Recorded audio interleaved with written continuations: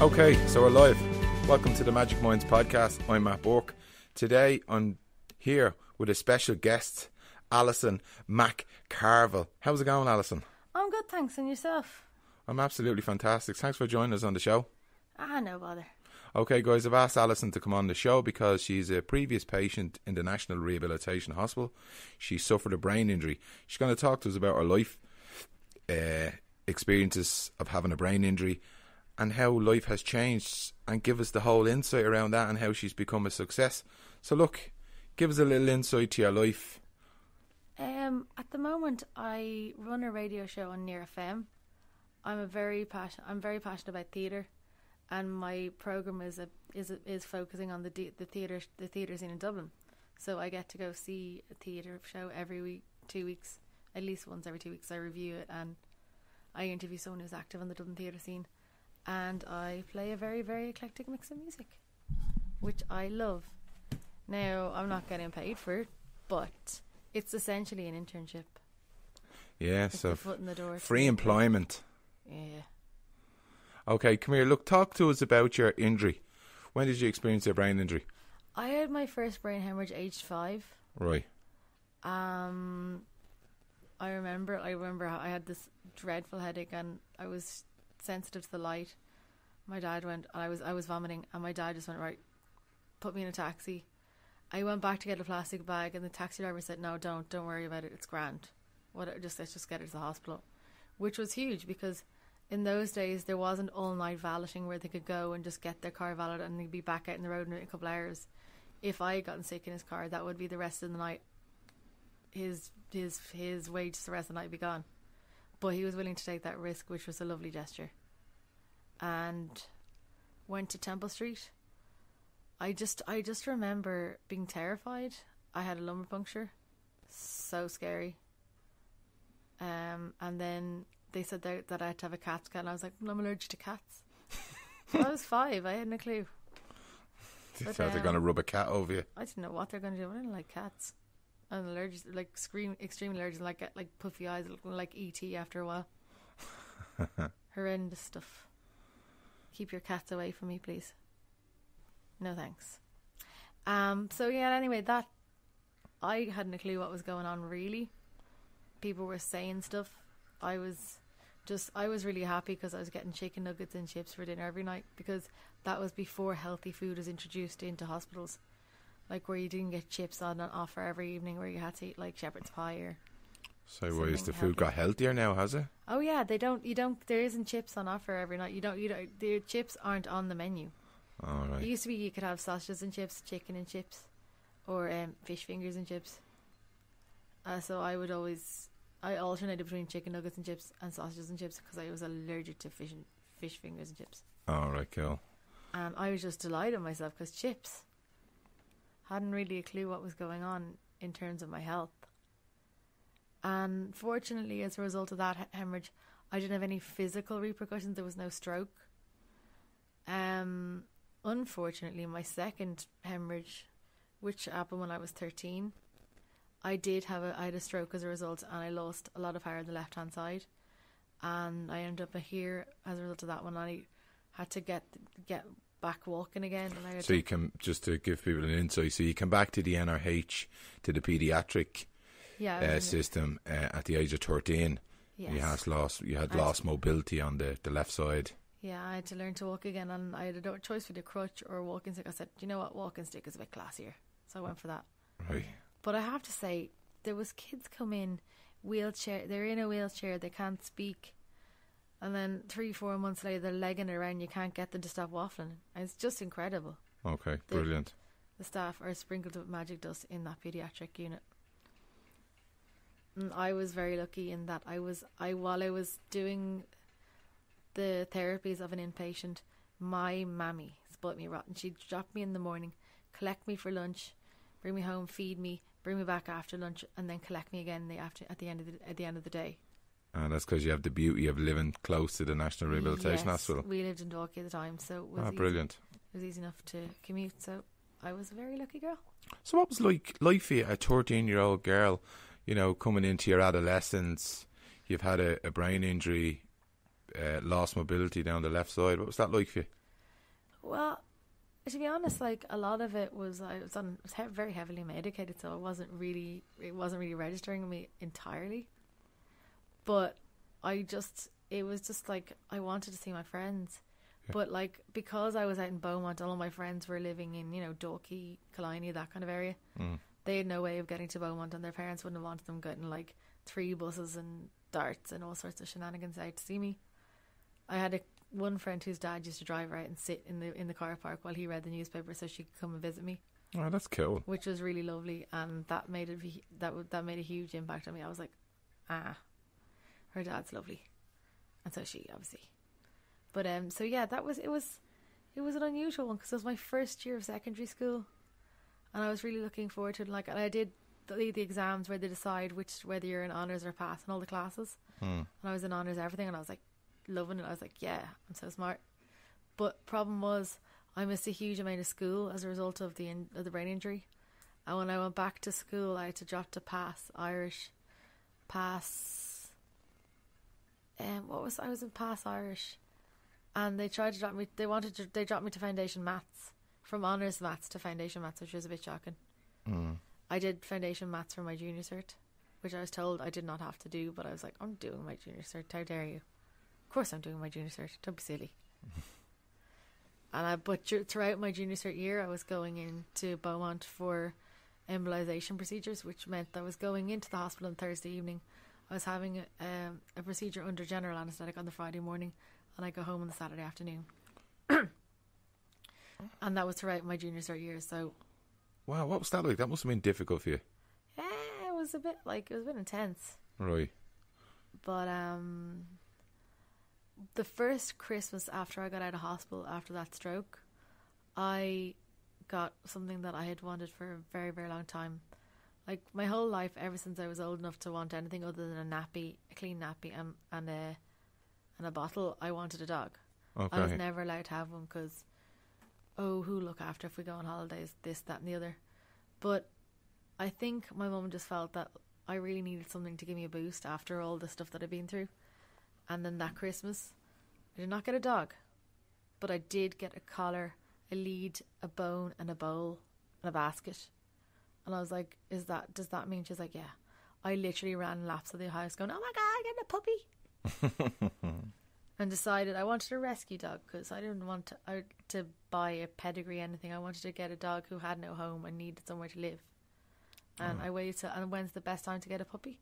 After Christmas, all the abandoned Christmas puppies, because there's always loads.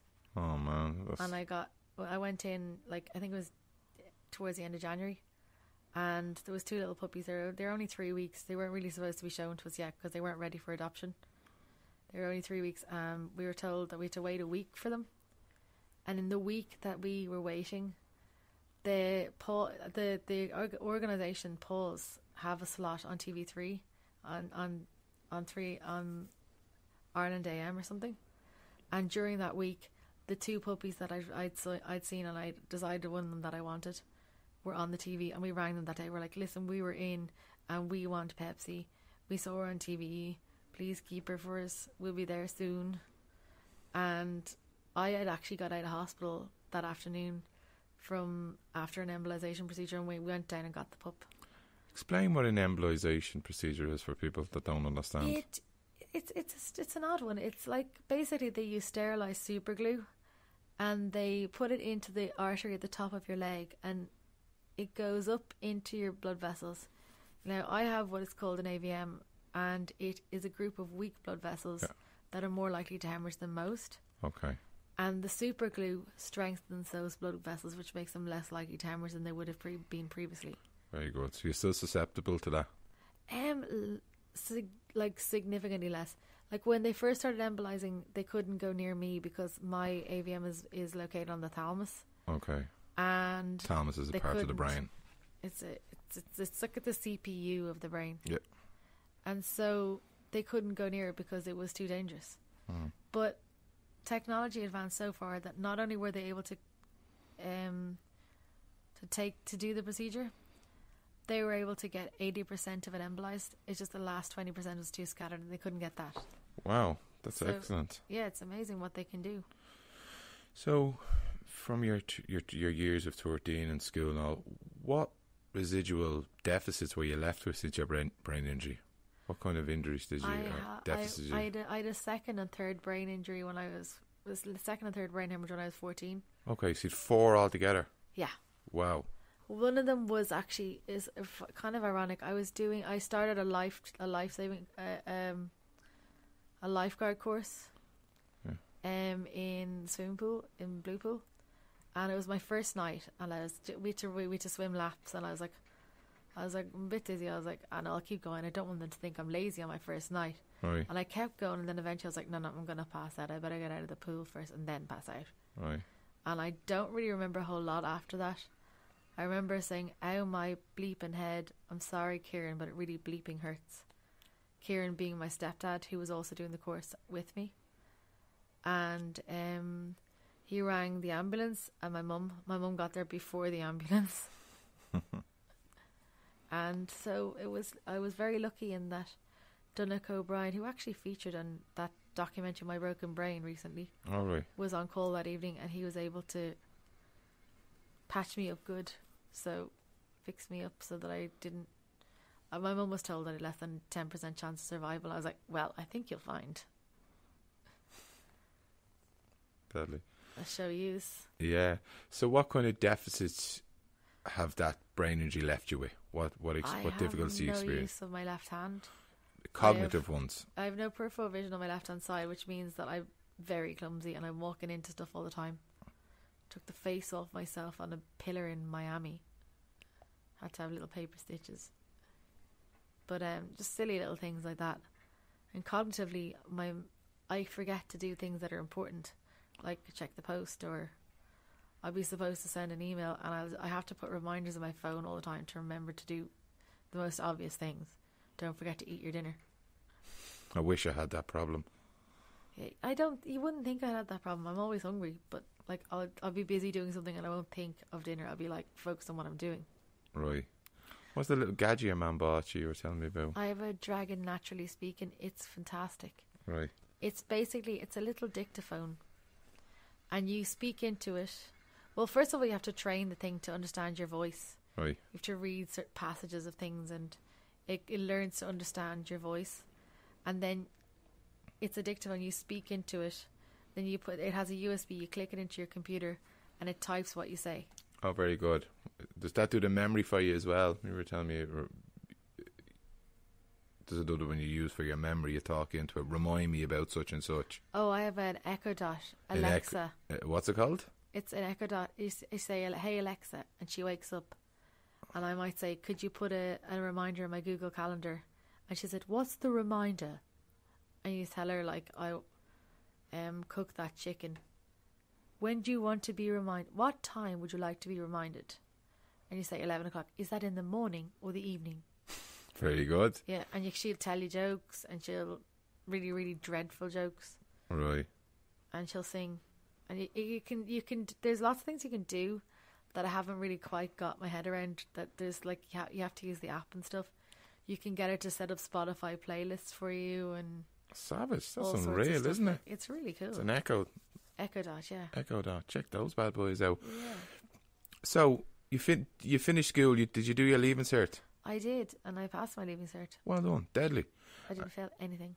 Awesome. I'm impressed. I was pleased with myself there. Yeah.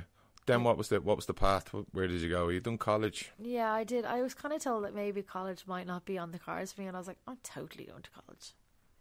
I'd always seen myself studying. I loved school. I wished I was a nerd, but I wasn't. But I did love to learn, and I still do.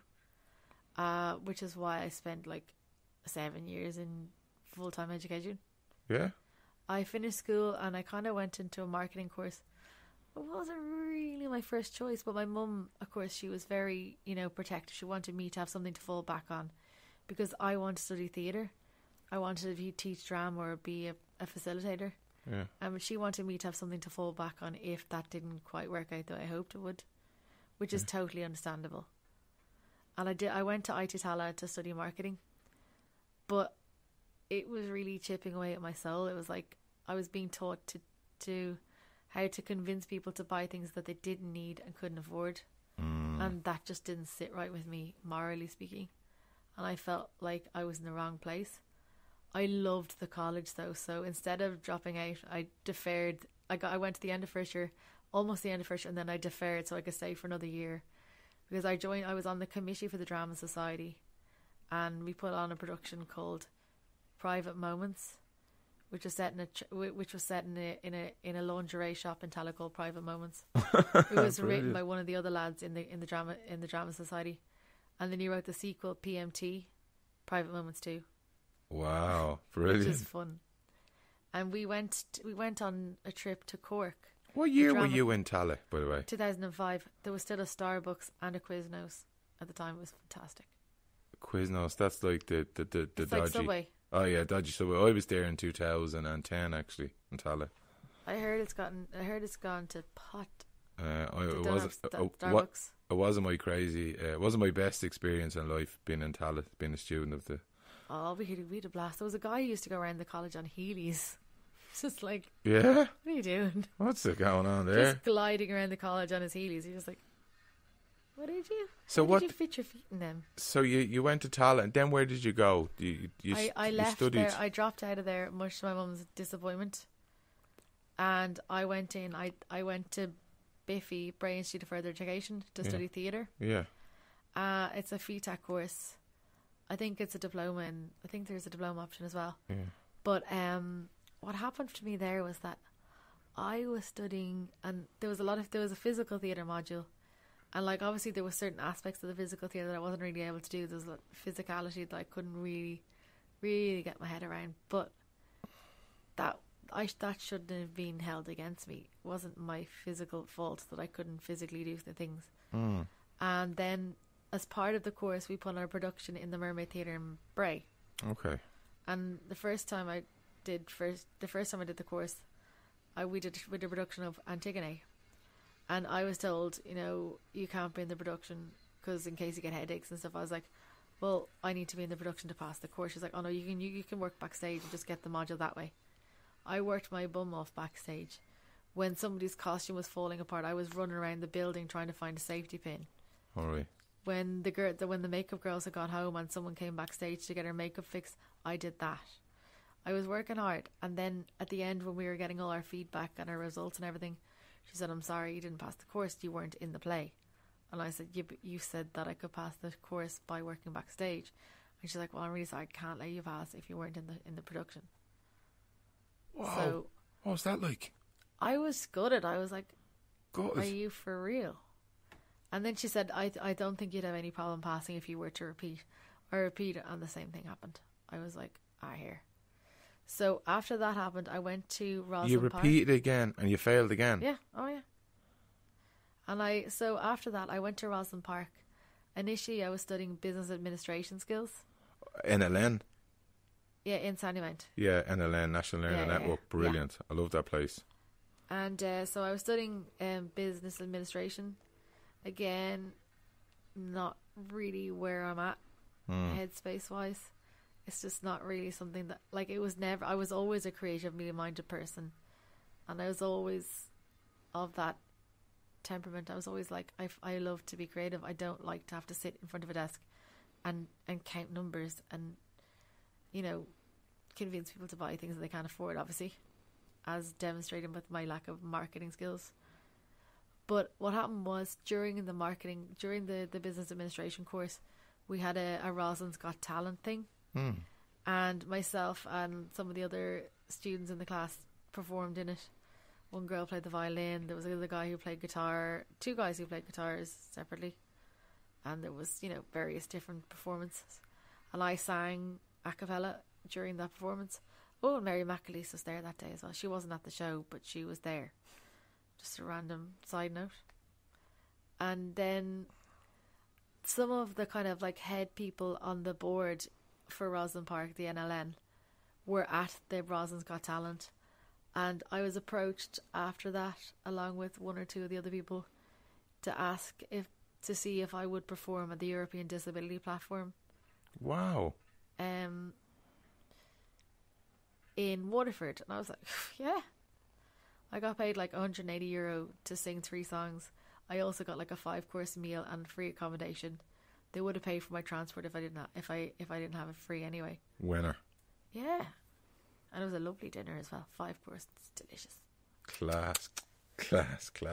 Yeah. What was it like for you, for your disability to impact on your future, your career? Because if you would have passed that course, you could have been taking a different path. How did that impact you? I was probably if I had passed my marketing course, I'd probably be in a job that I hated.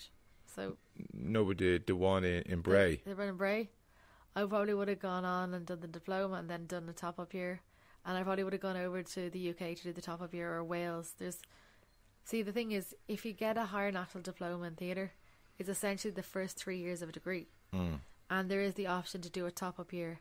And there were certain colleges that would accept that your diploma from Biffy, and you could do the top of year there. And I think one was in Derry, one was in Swansea, and there was one in the UK as well.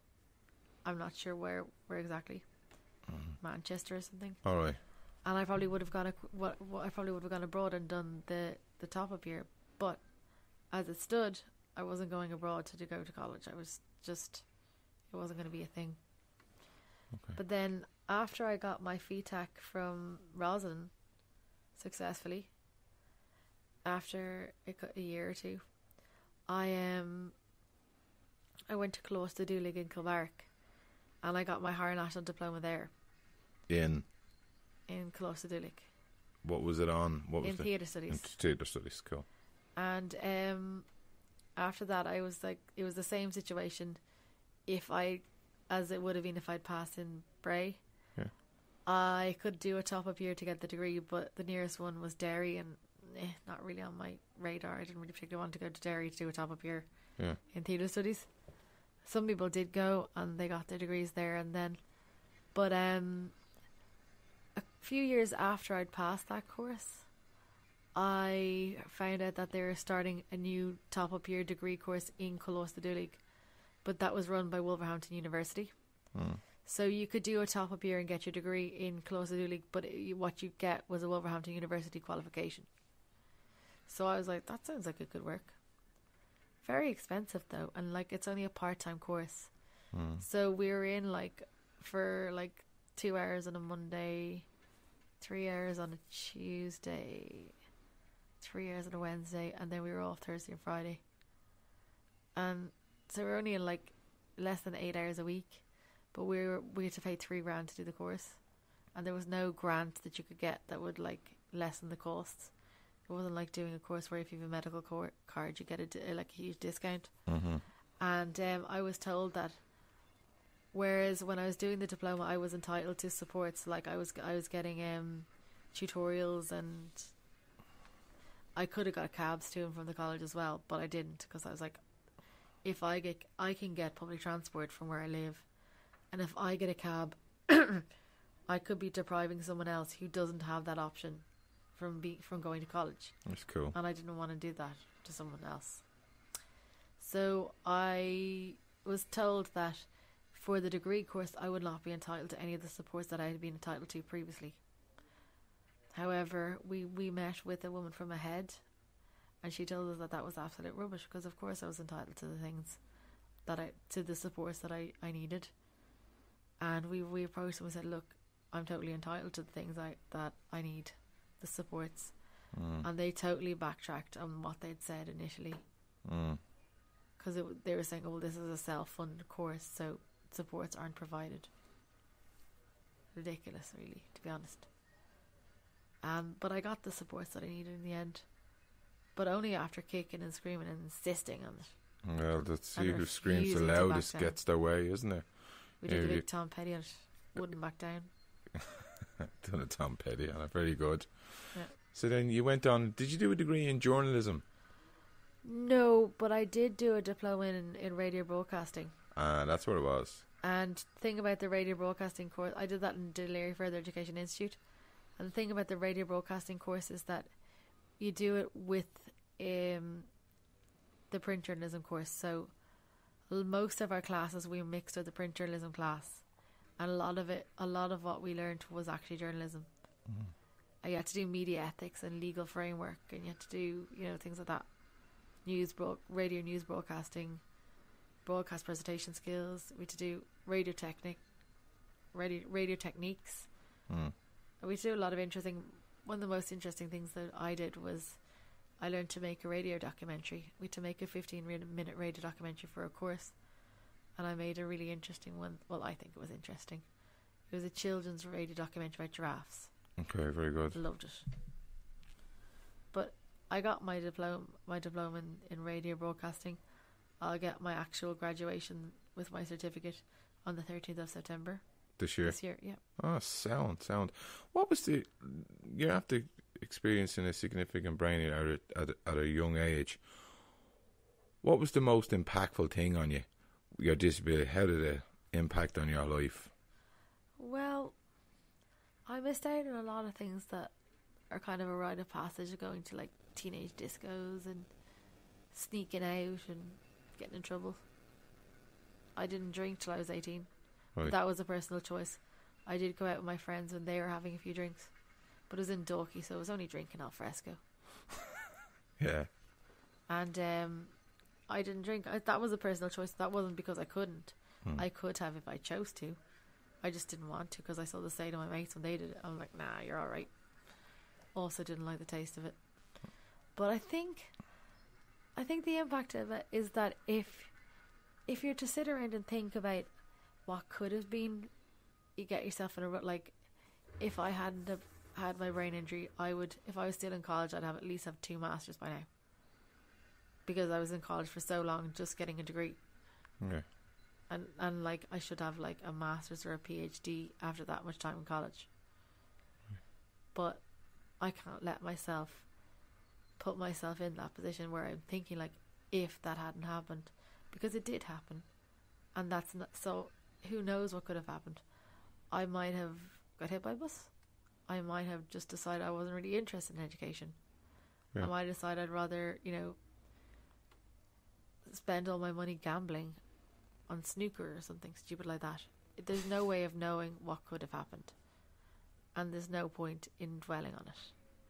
Yeah, you've got a magnificent attitude. If this is the second time I've met you, and both times I've spent time with you, you ooze kind of positivity and forward thinking, and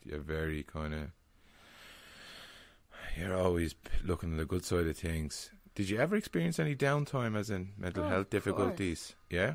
Oh, I get down the odd time, but I've attempted suicide. What? A couple of times, yeah. Have you? Yeah. Would you mind talking to me about that? I'm part of the suicide awareness group. I was in a bad relationship. Okay. That was disapproved of by my mother and all my friends, to the point that 2 of my friends, they're twins, have decided that they have to vet all potential boyfriend material in case they end up going out with some.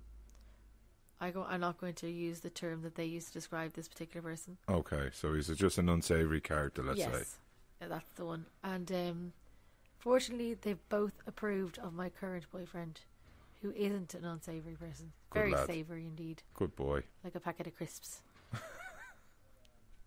He's like Skips, is he? Oh yeah, prawn cocktail. Delicious. Can you talk to me around that period of the attempt on your life? I just let things get on top of me, and I remember kissing the dog goodbye and saying that I was sorry and like cuddling her and everything. And then I just went and I did what I did at Bullock Harbour. What did you do? I went to the chemist. I went to the off license. It wasn't actually open yet. My friend worked there, and I told her that I was going out in the sesh that night with college friends. I just wanted to get my nagging early, because she was like, "Oh, you're drinking early," joke, and obviously thought that I was just having it for later. And I told her that's what it was, but I just went. I bought some Nurofen Plus from the chemist, the nagging of vodka, and then I just went down to the harbour, and had a little cocktail for myself. Wow. But I don't think that was an actual attempt, a genuine attempt to end things, because I rang someone and told them what I was after doing. Okay. They rang an ambulance, and I would not have done that if I actually wanted it to be the end. No, from all my experience working in health as a healthcare professional and being part of the suicide awareness group and my training around it, 99% of people don't want to die. They want the pain to stop. So I totally understand that.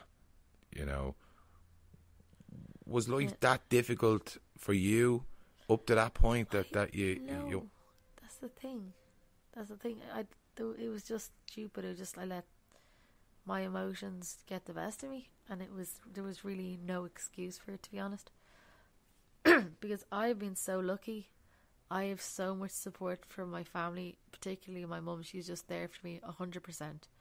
I was in hospital for 3 months. She came in every morning. She stayed all day till the evening, every day that I was in that hospital. And there's no way that anyone could ever there's nothing I can ever do to repay that. Yeah. But I'm her only baby, so she says, what else is she going to do? Yeah, well done. Your mum's a cool woman. She's fantastic, and I literally just wouldn't be here today. Like, not just because she gave birth to me, but because I just wouldn't be here today if it wasn't for her. Yeah. She's dragged me through everything. Deadly. Fair play to Mum. Fair play to Mum. Thanks for sharing that with us. So you think it might have been more like an impulse? Yeah. It was stupidity in general. You're so grateful now that it didn't actually... Yeah, absolutely. Well, fair play to you. Fair play to you actually for sharing that with me, you know, to share your vulnerability. I'm really, really grateful. And hopefully people can get something from that. Yeah, I hope so. And don't do it. It's not a good choice. Anyway, that's never a good choice. So what supports did you receive after that? What happened then later on? I had some counselling, of course, and then I just had to be careful and just take care of myself and try to avoid putting myself in a position where I was that down. And I just said to myself, look, I'm not doing that again.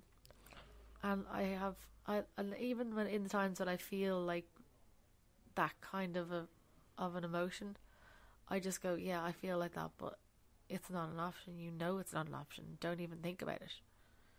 There's that voice in the back, and I just go, don't be silly. You know that's not an option. Yeah. Oh, yeah, it just pops into a lot of people's minds. Do you give yourself a hard time over it? No. Good. No point. Yeah, no, you're right. I don't understand regret. It's a pointless emotion, and no one benefits from it. I really do my very, very best not to regret anything, because I just don't think it's worth it. What do you do now to look after your mental health? I just try and keep myself as busy as I can. Like, I mean, at the moment I'm running my radio program.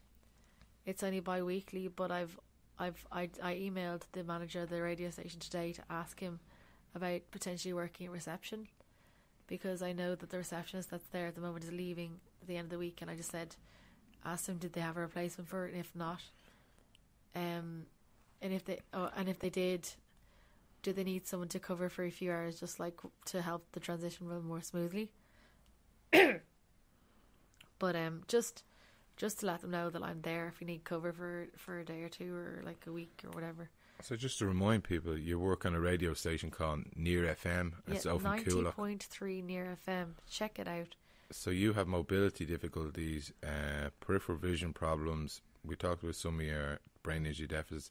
You travel from near enough to Dunleary all the way over to Coolock. That's like planes, trains and automobiles. I get the bus to the Dart station. I get the Dart to Connolly. I get the bus from Connolly to Coolock. Fair play. You're some woman. Like non-stop. Your courses, college courses. Now it's work. You're always on the go. Yeah, I've applied for a FOSS course that's starting in September. What's that on? In reception and office work. Because I think front of house work would be good for me.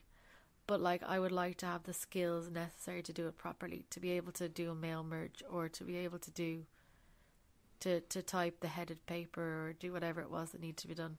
Cool. I need to be doing something where I work with people, or else I'll lose the plot.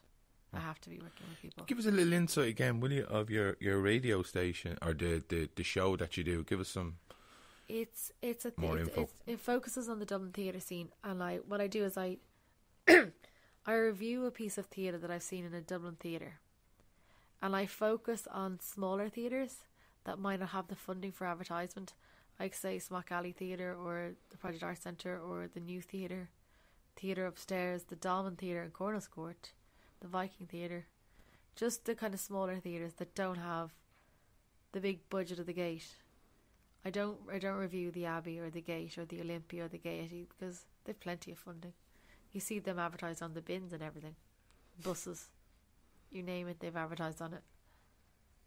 Whereas smaller theatres, they don't have that budget. And I actually quite like small theatres more so than big theatres, if Why I'm totally honest. Well, put it this way, I went to see Samuel Beckett's play Waiting for Godot in the Gate Theatre during the Dublin Theatre Festival years ago. My uncle brought me because he loves the theatre, but his children won't go with him, so he brings me. And it was amazing. I didn't think I'd like it. I was like, oh, it's Samuel Beckett, he's probably going to be really highbrow. But it was absolutely hilarious. The acting was very, very good. Of course it was. It was the Gate. And the tree was represented in a digital format. It was like a kind of like almost like a hologram of a tree. Wow. It was a very good show, of course. It's so well written. It's Samuel Beckett. And then years later, I went to see another production of Waiting for Godot. This time it was in the boys' school at Smock Alley Theatre. This time the tree was made out of paper mache and you could literally see the sellotape holding it together. But I was sitting in the front row, as is my tendency in smaller theatres. I like to sit in the front row because you have that connection with what's going on stage, and it's kind of something I enjoy. But on this particular occasion, I thought the character Lucky was literally going to land on my lap. I was like, oh my god. He didn't, but that was exciting. It put my heart in my mouth, and it gave the play an edge that the one in the Gate just didn't have. And you can't fake that. Like, the acting was fantastic. When you have a shoestring budget, you can't afford the best props and the best sets and the best makeup and the best costumes. You have to make up for it with your acting skills and your ability to improvise. And for that reason, I really enjoy smaller theatres. With all that experience, have you ever thought putting pen to paper and writing your own stuff? I did write a short play as part of my course. Did you? I was doing my diploma, yeah. Savage. It was called Ladies in Waiting, and it was about a women's group therapy session. And there was an alcoholic woman. She was kind of a bag lady. Yeah. And there was a young girl whose parents who'd gotten pregnant with her boyfriend. Her parents had forced her to have an abortion, and she'd been having nightmares and like just flashbacks and just this awful sadness ever since. Another young girl who's anorexic, and one of the interesting parts was that the counsellor herself was actually a wheelchair user. There was a wheelchair user in my class in college, and she was having her own problems with her marriage, and she was letting it seep into her ability as a counsellor, and it was affecting the women in the group. And then a younger counsellor comes along and takes over from her and gives her new life and helps the people in the group. And it's just about learning to support each other, and like in the end it's less the counsellor who supports the girls and more the girls supporting each other and being there for each other as a group. And that was your piece? Yeah. That sounds savage. I really enjoyed writing it, and I kind of wanted to expand it to make it a full-length play, because the way I wrote it was that I wrote the bones of the script. I cast my actors in it, and then we did some workshopping sessions, and I got them to create a background for their characters. There's a theatre practitioner, Uta Hagen, who has a list of 10 questions that you should answer about your character, and it might be something that has no relevance to the actual performance, but just knowing all these things about your character helps you to create that character on stage more fully. And so I wanted them to do that, and then I also wanted them to kind of delve into the backgrounds of their characters and the reasons that their characters have found themselves in this women's counselling group, in the situations that their characters are in. It's fascinating. And yeah, I really enjoyed it, and I felt that by getting the actors involved in the creation of their characters, it made them more invested in that performance. they were able to perform better because they were a part of creating the character. And they put more into their performance because they knew it was their thing, almost as much as it was mine. Right. Yeah, so I was hoping you got loads of buy-in. I was hoping to expand on it because it was a short play. We had a certain amount of time in the Samuel Beckett Theatre, and there was a certain amount of plays that needed to be performed. So a full-length play wasn't really an option at that time, and I didn't have time to write a full play at the time anyway. But so I wasn't able to go into the backgrounds that my actors had created in the show, but knowing that those backgrounds were there helped them to perform well on stage. But I was hoping to kind of expand the show so that I could go into the background with flashbacks and, you know, starting off with them when they're young and how they ended up in the position that they're in, where they're in the counselling group.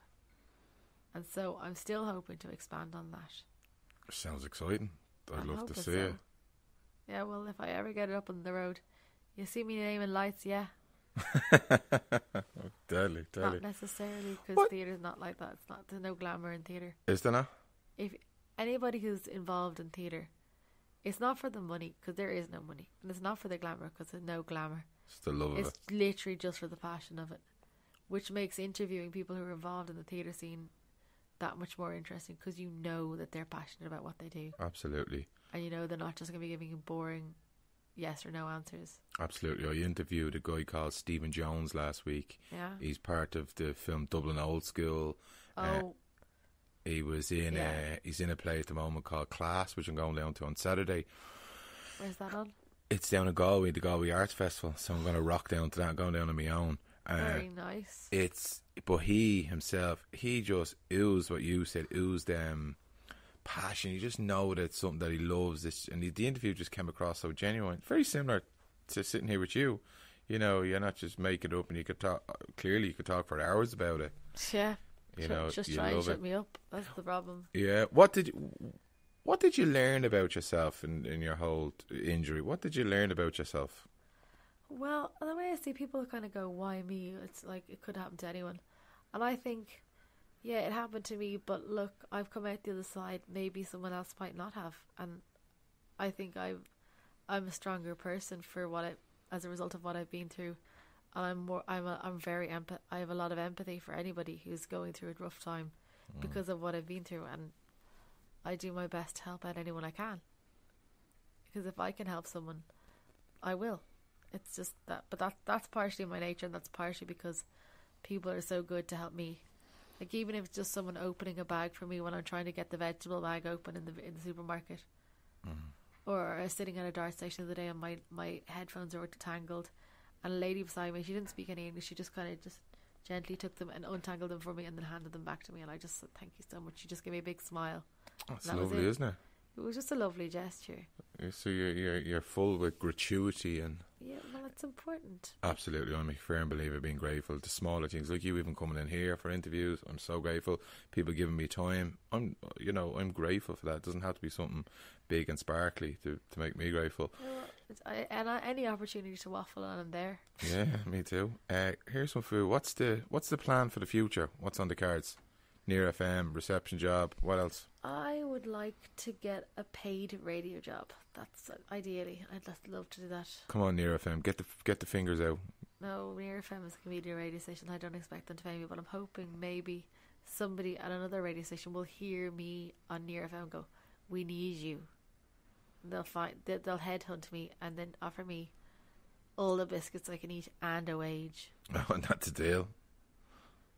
Right, so if anyone's listening to this show, get on it. Get Alison on your radio station. Send me a few custard creams and I'm there. Do out for a few custard creams. What's the philosophy of Near FM? You were telling me one day of who do you want you to interview? What kind of people? They're more interested in community-based stories than, say, celebrity-based stories. Like, if a 7-year-old down the road can hop on one leg whilst playing the tin whistle through her nose, they're more interested in that than the colour Lady Gaga's knickers at the latest award ceremony. Unlike a lot of the more commercial radio stations who'll be like, oh, they were green, wow. Yeah, but yeah.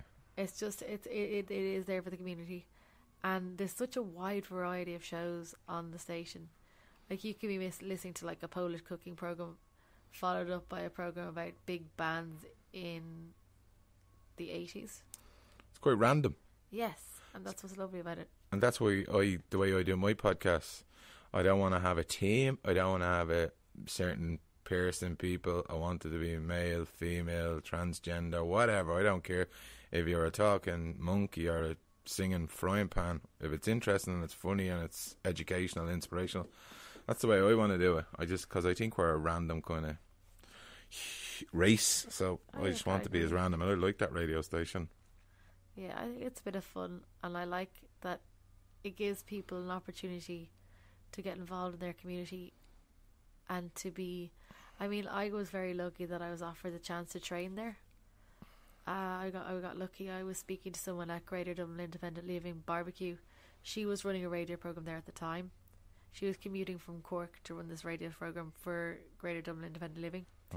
And she was saying, oh, if you want to come in and chat at me, you're more than welcome.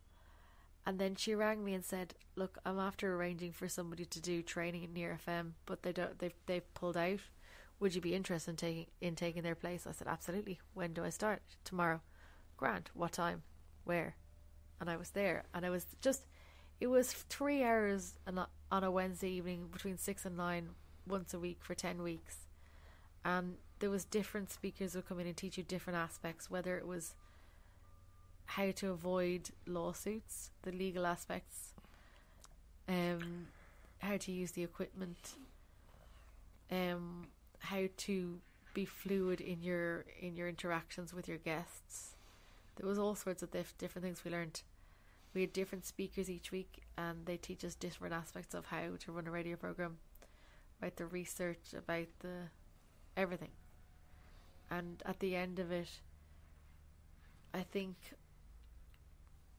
I know I was supposed to take over from the woman who introduced me to the radio stations. I was supposed to take over her program. However, just as I was supposed to take it over, it was cancelled. I was gutted. I was like, oh, there goes my radio chances at radio. But then the woman who arranges the programming was saying, well, look, there's an 1 hour slot every week now that you can fill. If you want to pitch your own idea, then you can do that. So I pitched an idea, and I was told by the woman who introduced me initially that I probably shouldn't pitch a theatre-based show because there was already an arts show. So I pitched a music-based show, and they said, we love your idea, your pitch, but we noticed that you have a very interesting history, a very interesting background in theatre. Would you consider doing a theatre-based show? And I was like, I would have in the first place if someone had told me not to. So I just used the same format that I'd used for the theatre, for the music show, and just transferred it into theatre. Interview a show, review a show, interview someone who's active in the scene, and do a little what's on in theatres around Dublin. It's fantastic. That's savage. I love it's it. It's fun. I love it. Yes, you're some woman. You're unbelievable. You're such an inspiration. You're deadly. Question for you. When people listen to this interview, what's the one thing you'd like them to take away from it about you? I don't give up. I'm very tenacious. I think it's important just to keep going no matter what. You're told you probably shouldn't do your junior cert. Do it anyway. You're told maybe the leaving cert isn't necessary for you. Try it. You're told maybe college isn't the best idea for you. Give it a go. I think that's important. Just try anything you think you might. If there's the slightest possibility you might be able to do something, give it a bash, because you don't want to have to think about wishing you had tried it when it's too late and you can't do it, and the opportunity has passed. That's disappointing, and I don't believe in regret. Go for it. That's it. Do you know what? I'm absolutely delighted to have you on the podcast. Thank you. I'm so grateful that you shared those stories, your vulnerability, your experience, your ups, your downs. You don't seem to acknowledge, not in a bad, in a great, you don't seem to acknowledge your limitations. You don't seem to see what's going to stop you. All you can see is winning and going forward and success. Like, am I right? I'm not about winning. I'm just about getting it done. And if I have limitations, I take them into consideration, but I don't let them stop me trying. No, I don't get that from you. When I say winning, I just mean mini wins that just, achievements, get going forward, Every day is a win for me because I was told that I wasn't going to survive. So essentially, every day is a win. And I'm always winning, so why not act like I am? Yeah. Deadly. Simples. Yeah. Okay, right, so we'll wrap it up there. Unless right, you have any more pearls of wisdom you want to share with me. Well, I just like to share the quote from Frank Zappa. Very interesting creature. Yeah. The mind is like a parachute. It doesn't work unless it's open. So keep your minds open and keep your goals open for more and improving and moving further and getting better and doing it, just because that's the only way you're going to move forward. Savage. You being a professional interviewer, and so I'm only new to all this malarkey. How did I do? Oh, you're okay, I suppose. Yeah, I'm going to edit that. I'm going to edit that bit out. No, you're great. I mean, the most important thing when you're interviewing is for it to sound conversational. And I'm pretty sure that just sounded like we were having a conversation, because you know what, we were. Yeah. And that's ideal. See, I tried to move away. When I started doing this, I didn't want to be saying the words, I'm interviewing this person. I just wanted to sit down and have the chats with people. That's what it should be about. You don't want to be firing questions at a person and then trying to come up with stats. No, that's horse shit. Because when I met you last week, I was like, oh, you'd be deadly, man. You should come on the podcast and we can have the chats. Yeah. I didn't know your story, didn't know a lot about you, but I just thought this would be the chat. Now you do. Yeah. As does everybody else who's listening to this. Yeah, so look, thanks very much. We're nearly up to an hour. We're 51 minutes, so not too bad. So look, thanks very much for coming on the show. You're a legend. No problem. Thanks very much for having me, and best of luck I hope for the next guest is almost half as interesting as me, and then you'll be laughing. I don't think that's possible. Thank you. I'm sure someone will give it a bash. I'll see you later. Alright, thanks very much. Okay, there you go. That wraps up another brilliant and interesting, inspirational and motivational interview. I'm so privileged to have sat there with Alison and shared that interview. I promise you, I didn't know that she had attempted suicide. That was news to me. In the interview, I had only met her once. How I met her was her mum is a volunteer in the National Rehabilitation Hospital, and she got talking to me one day and telling me about her daughter. And she says she had a brain injury, and she told me about all the studies that she'd done and the radio she involved. And I was like, what? I said, I need to interview this girl and have the chats her and see what the crack is and how she got on and give us a bit of her background. But she says she is interested in podcasting. I saw her. I says, give her a shout. If she wants me to give her a dig out, if I can help in any way from what I've learned, I'll gladly share my experience with her. I might help her on the way. So she sent me a text saying, could she come into the job with her microphone and maybe I'd be able to show her how to use Audacity and all that. So, Jesus Christ, people have been really kind with their time with me and gave me a dig out, helped me set the podcast.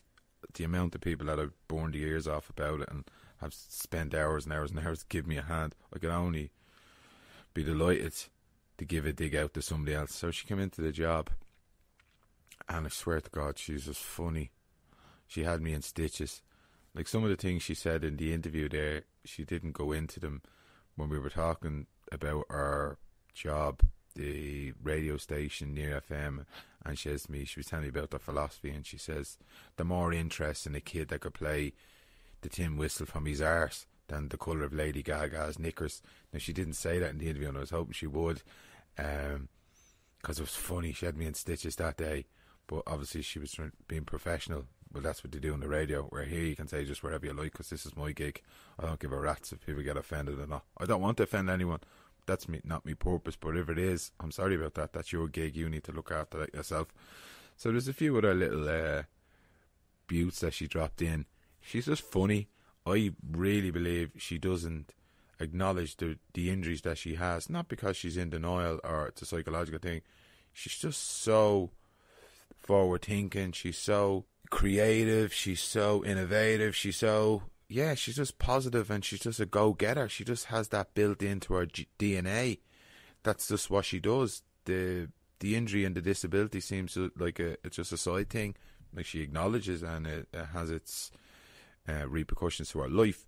but she gets on with it. Like, the amount of effort and determination that she had to go through to go back to college after having a childhood injury. You know, come with childhood injury comes a lack of development around the brain and maturity, and she's had to deal with all that, and then also deal with going back to college, back to school. That is a huge ask. You know, I've worked with previous patients that had childhood injuries, and it's very, very difficult, because when you have a childhood injury, you lose out on the developmental piece. So that has to happen.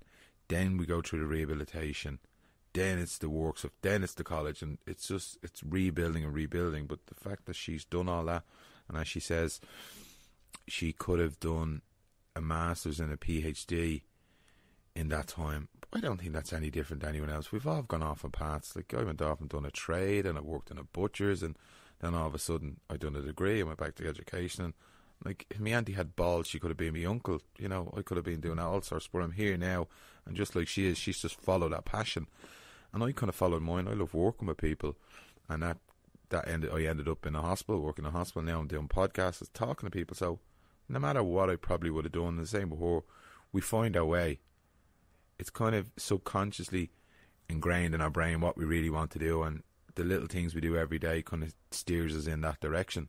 So yeah, I absolutely loved that interviewer. She's just a breath of fresh air, and so enthusiastic and so knowledgeable and insightful around theatre work, music. You know, having the chats with her before and after the show was really, really cool. So Alison, you're an absolute legend. Thanks for coming on the show, and you know what, I'm going to get you back in again. Maybe we can talk more specifically about theatre or other kind of stuff like that, and I'll pick your brain. But definitely love to have you back on the show. Thanks very much for coming on. You're an absolute legend. As always, I'd like to thank my crew. Again, Aaron, lads, thanks very much for your work. You're doing brilliant work. I really appreciate it. The show's really come on leaps and bounds since you guys got involved. As always, Noel Riley from Rooney Media. If you have any graphic design needs, printing, website stuff, anything around that, get in contact with them guys. They'll absolutely help you. They're brilliant. He's my best mate and a legend. Also, Carolyn Harvey from ISANutrition. For all your nutritional needs, get involved with them. Get in contact with her on Facebook, on Twitter, on Instagram. You know, if you're looking just to be educated around it, if you're looking to lose weight, want to put on some muscle, if you're thinking about competing in a competition, whatever level you're at, whether you're a basic right up to an advanced person in training, health and fitness, whatever, get in touch with them. Anyway, right, so that's another little rant. Hope you enjoyed that podcast. I hope you enjoy all our podcasts. Please keep sharing them with your family and friends. Get on iTunes and leave a delicious review. We're on SoundCloud, all the podcast kind of apps out there, Spotify. We're right across the board with them. Have a look. Keep listening in, as I say, and if you have any recommendations for people that you'd like us to chat to or interview, get in contact with us. I'm on Facebook too. I'm on Instagram and Twitter and all that social media malarkey. So wherever you are in the world, please, I promise, if you look after yourself and you're kind to you, if you really are genuinely kind to yourself and say, do you know what, I'm not a bad old fecker, you will look at the world totally different. I know I keep saying it all the time, but I really believe it. It's something I try practice, and sometimes I give myself a little hard time where I have to say to myself, do you know what, you're not the worst in the world, and go a little easier on yourself, and then you start to look at with people with a little less of a scaldy face, let's say. You know, you just see the world with a little bit more of a chirp in you. Right, anyway, look after yourself, take care, enjoy the show, bye bye.